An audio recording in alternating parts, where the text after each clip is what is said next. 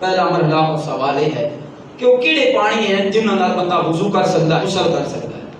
تو انہوں نے پہلا ہے میਂਹ کا پانی.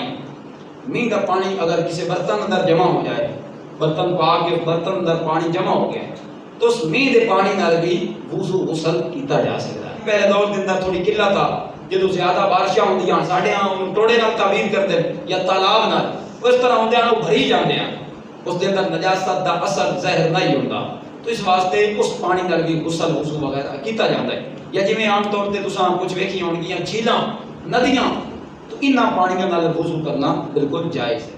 دعا ہے نالے دا پانی، جس طرح ساڈے نالے دا مانا گندا نالا نہیں، نالا دا مانا دریا، جویں ساڈے چھوٹے دریا ہیں اس طرح دریا دا پانی ہوئے اس نال وضو وغیرہ کیتا جا سکتا ہے، غسل کیتا جا سکتا ہے. ایک ہے چشمے دا پانی، پہاڑی علاقے دے اندر چشمے جاری ہوندے، تو چشمے دے پانی دے نال بھی وضو غسل نجاست دور کیتی جا سکتی.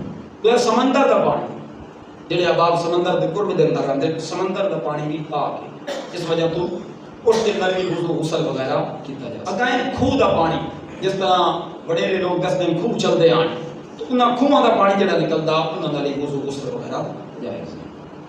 اگے برف والا علاقہ جویں ساڈے مری مشہور ہے، اس کے اندر برف پئی ہوندی ہے، پھر جدوں دھوپ لگدی ہے برف پگھلدی ہے، تو اس برف دے پانی نال بھی وضو غسل کیتا جائے. اسی طرح اللہ محفوظ کرے کہ کہیں برف باری دا مرحلہ پیش آ جائے، اللہ محفوظ فرمائے ہر حضور دے غلام، تو اس دے پانی نال بھی وضو غسل کیتا جا سکتا ہے، پیتا جا سکتا ہے، چونکہ پانی پاک ہے.